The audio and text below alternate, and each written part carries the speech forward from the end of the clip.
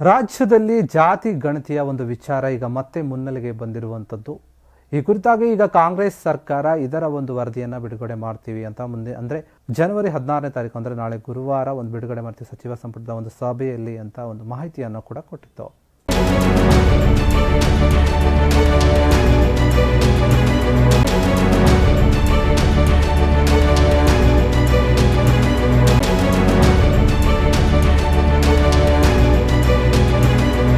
ಆದರೆ ಇದಕ್ಕೆ ಮುಂಚೆನೇ ಈಗ ಇದರ ಒಂದು ವರದಿ ಲೀಕ್ ಆಗಿದೆ, ಜಾತಿ ಜನಗಣತಿಯ ಒಂದು ಏನಿದೆ ವರದಿ ಲೀಕ್ ಆಗಿದೆ ಎನ್ನುವಂತಹ ಮಾಹಿತಿ ಕೂಡ ಬರ್ತಾ ಇದೆ. ಇದಕ್ಕೆ ಸಂಬಂಧಪಟ್ಟಂಗೆ ರಾಜ್ಯ ಸರ್ಕಾರದಲ್ಲಿ ಮತ್ತು ರಾಜ್ಯ ರಾಜಕೀಯದಲ್ಲಿ ಸಾಕಷ್ಟು ಚರ್ಚೆ ಕೂಡ ಆಗ್ತಾ ಇದೆ. ಯಾಕಂತಂದರೆ ಈ ವರದಿ ಈ ಹಿಂದೆ ಕೂಡ ಸಾಕಷ್ಟು ಬಾರಿ ವರದಿ ಕೂಡ ಮಾಡಿತ್ತು, ವರದಿಯನ್ನು ಸಲ್ಲಿಸಿದ್ರು ಸರ್ಕಾರಕ್ಕೆ.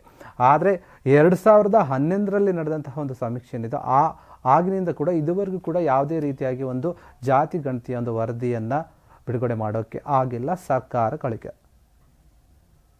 2011ರಲ್ಲಿ ಏನದು ಜಾತಿ ಗಣತಿಯ ವರದಿ ಇತ್ತು, ಅಲ್ಲಿ ಸುಮಾರು ಕರ್ನಾಟಕದಲ್ಲಿ 6.30 ಕೋಟಿ ಜನಸಂಖ್ಯೆ ಇತ್ತು ಅಂತ ವರದಿಯನ್ನು ಕೊಟ್ಟಿತ್ತು ಆ ಸಮಯದಲ್ಲಿ.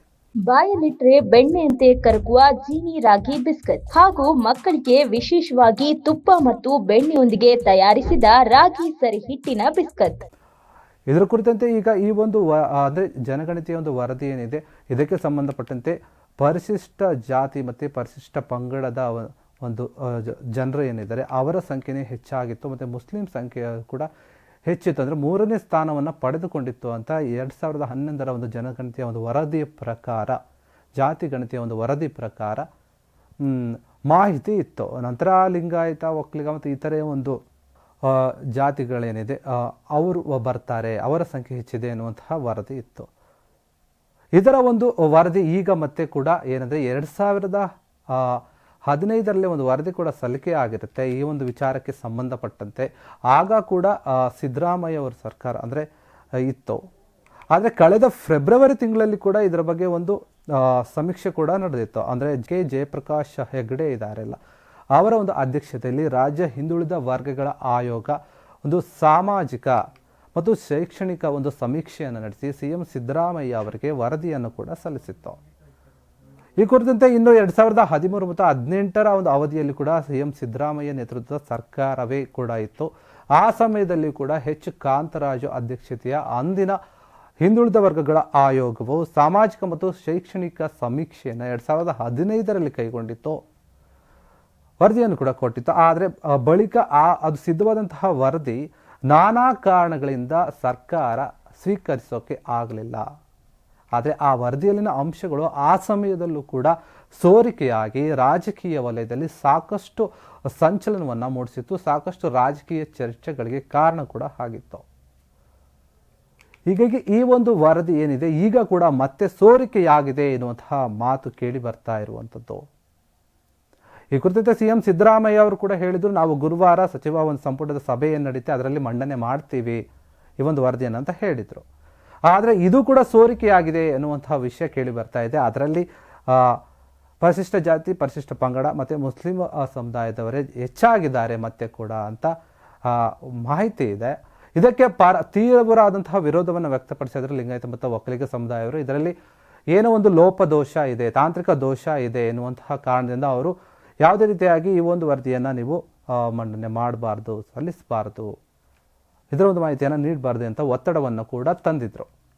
ಹೀಗಾಗಿ ಈ ಒಂದು ವಿಚಾರದ ಬಗ್ಗೆ CM ಸಿದ್ದರಾಮಯ್ಯ ಯಾರೇ ಎಷ್ಟೇ ಒತ್ತಡ ತಂದರೂ ಕೂಡ ನಾವು ತರ್ತೇವೆ ಅಂತ ಹೇಳಿದರು. ಆದರೆ ಈಗ ಬಂದಿರುವಂತಹ ಒಂದು ಅಪ್ಡೇಟ್ನ ಪ್ರಕಾರ ಅಂದರೆ ಸಿದ್ದರಾಮಯ್ಯ ಅವರು ದೆಹಲಿಗೆ ತೆರಳಿದ್ದಾರೆ. ದೆಹಲಿಗೆ ತೆರಳಿ ಅಲ್ಲಿ ಕೆಲವೊಂದು ಮಾಧ್ಯಮದವರಿಗೆ ಅವರು ಪ್ರತಿಕ್ರಿಯೆಯನ್ನು ನೀಡಿದ್ದಾರೆ ಈ ಒಂದು ವಿಚಾರದ ಕುರಿತಾಗಿ. ಏನಂದರೆ ನಾವು ಜಾತಿ ಗಣತಿ ಏನಿದೆ ಈ ಒಂದು ಜಾತಿ ಗಣತಿಯ ವರದಿಯನ್ನು ನಾವು ಮಂಡನೆ ಮಾಡಬೇಕಿತ್ತು, ಆದರೆ ಮುಂದೂಡಿದ್ದೀವಿ, ಇನ್ನೂ ಒಂದು ಸ್ವಲ್ಪ ದಿನ ಕಾಲಾವಕಾಶ ತೆಗೆದುತೀವಿ, ಅಂದರೆ ಒಂದು ವಾರಗಳ ಕಾಲಾವಕಾಶವನ್ನು ತೆಗೆದುಕೊಳ್ತೇವೆ ಅಂತ ಸಿದ್ದರಾಮಯ್ಯ ಅವರು ಹೇಳಿರುವಂಥದ್ದು.